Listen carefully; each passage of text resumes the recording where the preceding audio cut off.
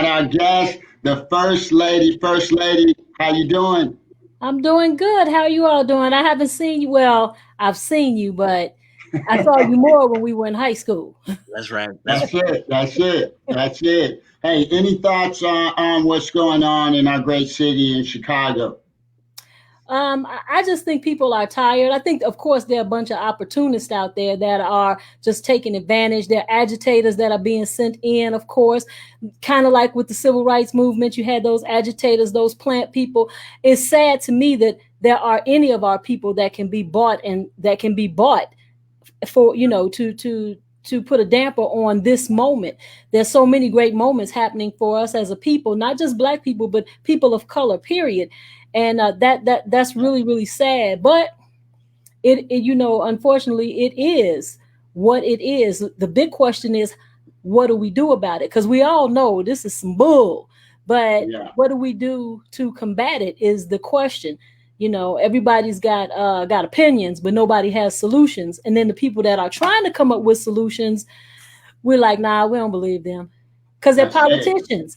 And you were like, if a politician is speaking, he's lying or she's lying, and that's not always the case.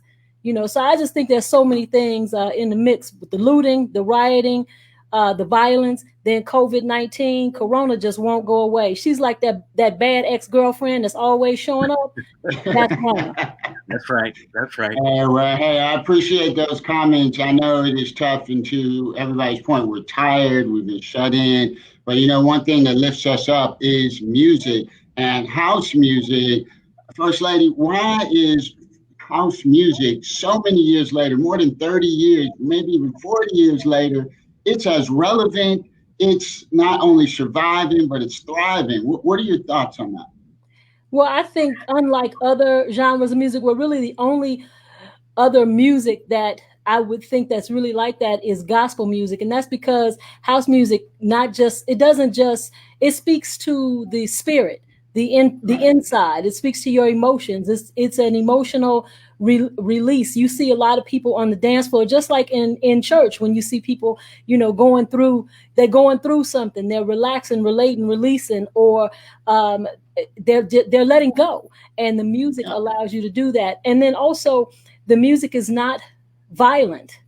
It's not most of it. Sometimes you do have, and there are some songs that beat that trick with a bat and stuff like that. But for the most part, I don't want nobody to call me on it. Well, what about slap that hoe with a broom? I don't. I can't ignore that. But 99% of the music has no kind of negative connotation. It's about love and feeling good and moving forward with life and uplifting. And I think that, coupled with the DJs, the way the DJs play the music, the way it's like telling a story and somebody loving on you at the same time. It truly is a spiritual thing. And the only other thing that's like that is gospel music. Jazz, kind of. Blues tells a story, kind of. But house music and gospel music are like, hand in hand.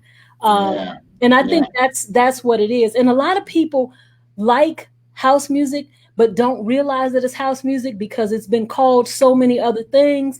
But a rose by any other name is still a rose. You know what I mean? So it's still, it's house music. That is it. Dewey, you add anything to that? The First Lady put it perfectly. She has been playing records for a long time, very well. Her and her husband, love them both, and they are my inspiration. We want to talk about inspiration. These two people have been jamming for a long time, inspiring me to be my best. You understand what I'm saying? Teaching others. We don't need to talk about you all's teaching career, because that's more important than anything. Teaching others, that's great. It's the best. So First Lady, talk a little bit about that. How you're helping educate others on music. Well, actually, I started out. I did. I always wanted to teach. If I wouldn't be doing radio or wouldn't be in music, I wanted to teach, because I think you should share. That's a gift, and you should share. So I started, I had an opportunity to teach, or have opportunity to teach at the Illinois Media School. So, and through that became a faculty advisor. So that was a great opportunity for me, but they didn't have DJ classes, not at the Chicago campus. And so I'm teaching them about radio. And of course, in teaching about radio, you're teaching about music. And the students range in age from 18 to 56. So, you have an opportunity to introduce different types of music. They're coming in and they want to play hip hop. You have to challenge them because your first job in radio might not be at a hip hop station, so challenging them by saying, okay, your radio show this week is going to be house music. What is that? And so go research it, go find out what it is, and put together a 30-minute show. So it kind of challenged them. And then they found that they actually liked it. And then they found out that some of their favorite hip hop artists also had house versions of their songs. So that was an aha moment for some of the younger students. The older students, they already knew what it was, but they would call it old school. So we would have seminars. And so I talked to the director of education and said, hey, can we do some DJ workshops? And I can bring my husband in, and because I can't, I'm like, I'm teaching enough. let's have him come in. And so Hugo came in and he started teaching the students. And I was really surprised, because when I have a question about things, it's a little different, because I guess the expectation is I'm supposed to know. And it's just a little different. I get a little different. But he was so good with these students who knew really nothing about it. And at the moment when he would explain how you keep the records on beat, what the pitch control was for, how you manipulated the sound, and what those elements were called, and the difference between a turntable and a CD player and a controller, and you see their eyes light up. That's an important moment. And I don't know how many students continued on to become DJs because COVID hit, and then so I don't get to see them. But I could definitely see the spark, not just in the music, but also in the interest in the craft. And it is a craft for people who think, oh yeah, I could just buy me some equipment and I can be a DJ. No, there's a craft to it. And I think it's I think it's disrespectful when you have people that are really focused in their whole lives. They're 50-something years old. Their whole lives, they've been focused on being a doctor or being a comedian or being an actor. And now all of a sudden, boom, I'm a DJ. Are you? No, you're not. Because it's a craft. And just like you want your craft respected, we want ours respected. So don't come to the table just because you got a name and be like, I'm good. No, you beat matching and stuff like that, and using your sync button and all that. But if we take all the technology away and give you 2 pieces of vinyl and put you on two turntables, what are you actually going to be able to do? Then can you do it? So I mean, that's kind of the difference in between being a DJ, actually respecting the craft and doing it. And I'm just gonna jump on the bandwagon, Man, that is well said. We've talked about that. Yes, somebody can play some records, but the art of the DJ is connecting with that audience and bringing that life and that spiritual awakening in people, being in tune with the heartbeat of what's happening, and then bringing it through some music. I mean, I've cried at DJ sets, and maybe because I'm emotional, but somebody can hit you with some music and it hits you down in your toes, all the way up to the top of your dome, and it's real. And that's one thing about, to your point, First Lady, about house music. It is got light gospel. It can touch you, it can move you, it can bring you to tears. It can change everything for you. It can give you a new perspective on a situation. And you got a lot of people out there. John Goins, what's happening? E Smooth is out there listening in, and we got a few watch parties sharing in and out. So we appreciate you guys listening in to House Culture Conversations, and we've got the First Lady tonight. Tell us about one of your experiences or memories, most fondest memories in house. Oh, there's so many, and for so many different reasons. And let's see. Oh my goodness. Everything from when when the Fantastic Four was first formed. That was really a fond memory because none of us knew that we were creating, breaking new ground, that there had never been a team of female DJs together before. We didn't know. We were just having a good time. There was no social media. So, you know. Tell us a little bit more of the background on the Fantastic Four. I'm not sure all of our listeners okay, know. The Fantastic Four was the first female house music DJs. Well, yeah, house music DJs. I'm gonna leave it at that.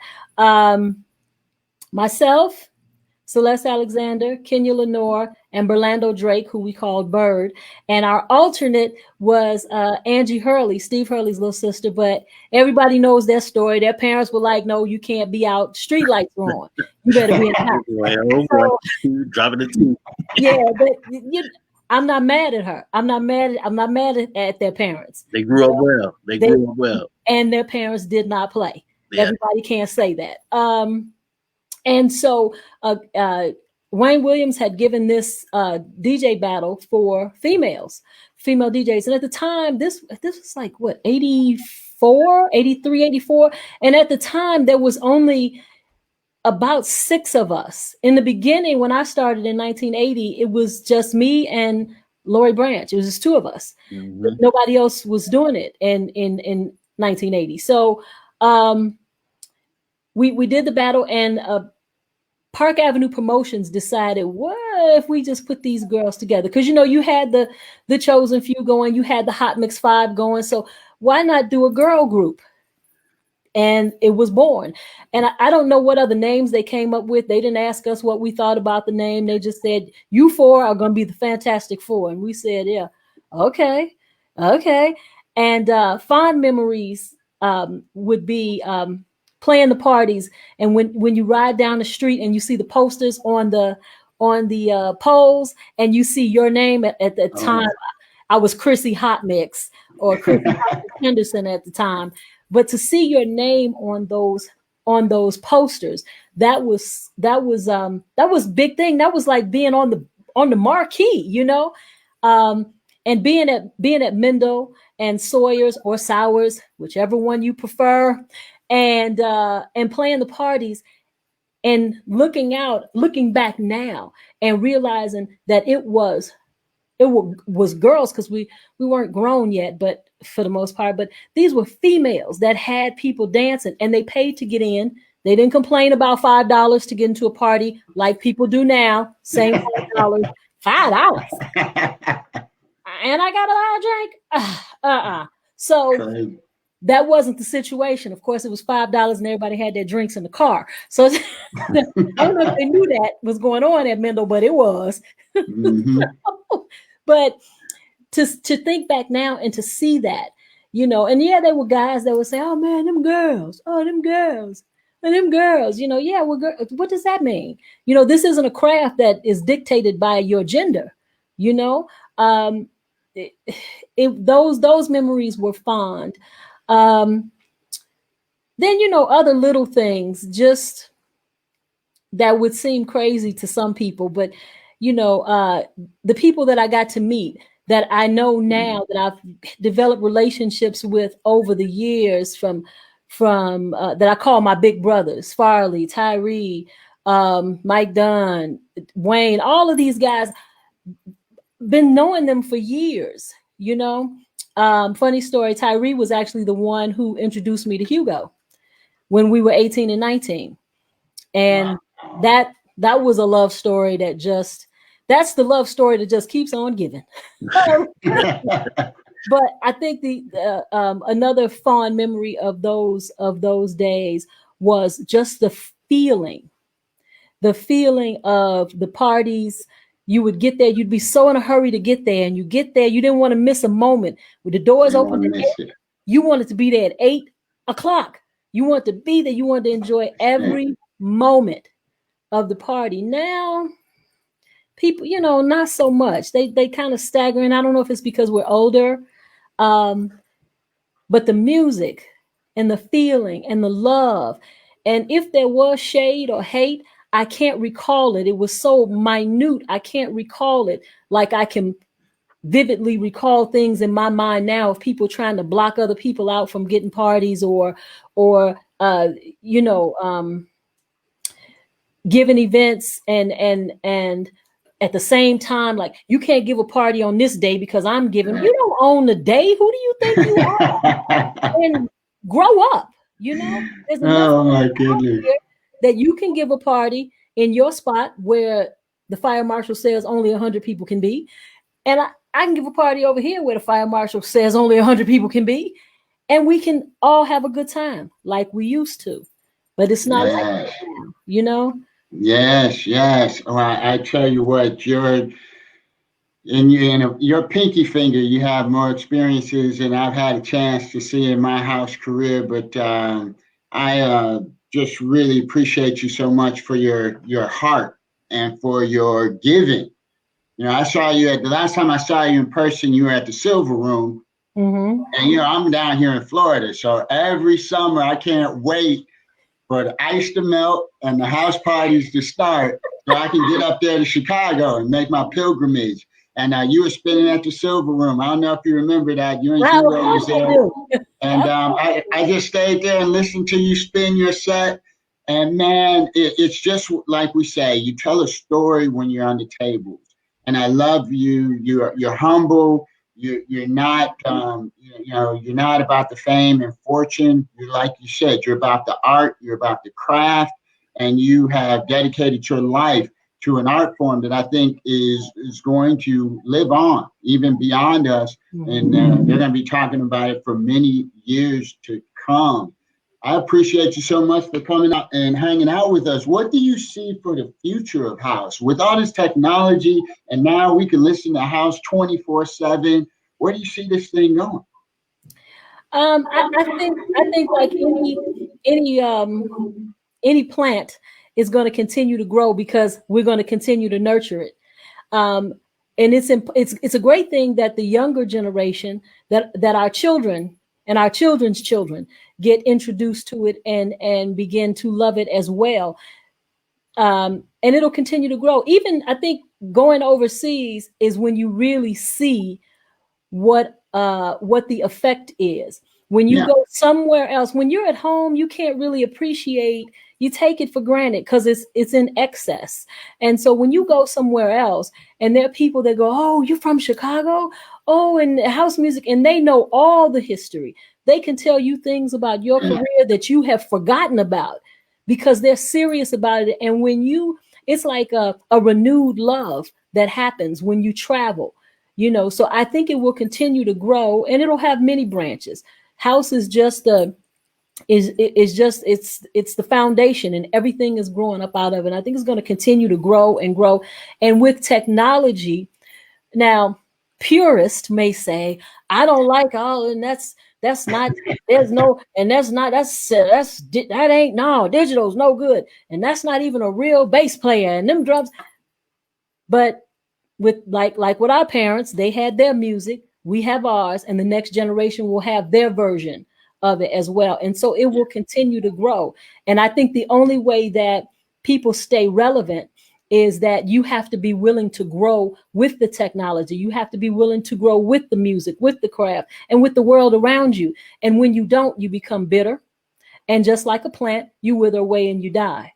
People don't forget that you were once there because now you're a weed, just sticking up and spewing hate on everybody.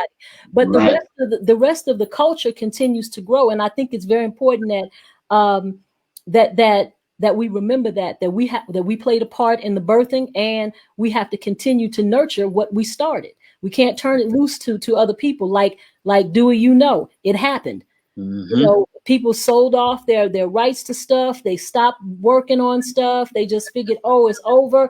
And then a whole nother set of folks came in and took it over. Yeah. And now it's theirs. Then they named it something else because, of course, what we named it was not good enough. So they had to stick another name on it, like that made it better. Didn't make it better. Same thing. It's from the same tree. That's it. Ira Brown said, what's up? Hey, Ira. We're going to go jogging, Ira. You jog, I watch. Ira Brown, what's happening, my man? We are just appreciating everybody for tuning in.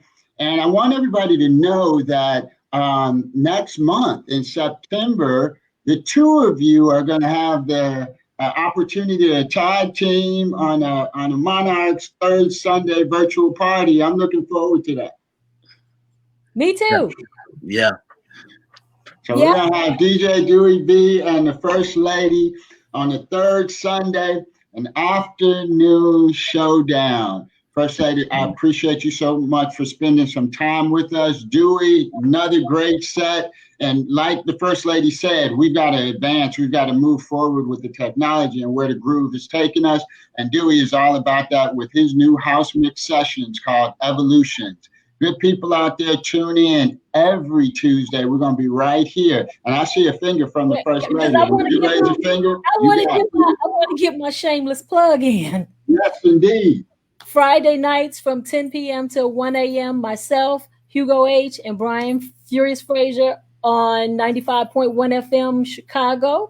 It's all about house music, Friday night house music. We also play house music throughout the day on the station. 95.1 FM Chicago. You can download the app if you are not in the Chicagoland area, and we truly do support all music. You can turn it on and hear it. You never know what you're going to hear. You're going to hear some house music. You'll hear some Rolling Stones. You'll hear some Aretha Franklin. You'll hear some Beyonce. You'll hear some Chubb Rock. You'll hear it all, because we are people that love music, and we need a radio station that promotes great music. And so that's why we're able to play house music, because it's great music. So it fits right in with everything else. So, and also I do the midday show Monday through Friday, 9 a.m. until 2 p.m. Central Time. So check me out. Tell us again about that, 95.1 FM. Now, how long have you been doing that show? And you mentioned we can download the app. Tell us more about that. So I started with them, the station as it is now, when it first started, which was August the 25th, was when this, as we know it to be now, came on the air. And so I came on as the program director and the midday personality and mixer. So I've been doing that since then. We're coming up on our 1-year anniversary. It's Black owned. It's owned by a Black woman named Tracy V. Bell. This is the year of the woman. As you know, Kamala Harris is she's gonna be the VP. I'm just gonna put it out there. She's gonna be the VP, because we're gonna make sure that happens. That's right. I'm just saying. I'm claiming it for her. I'm claiming it for us.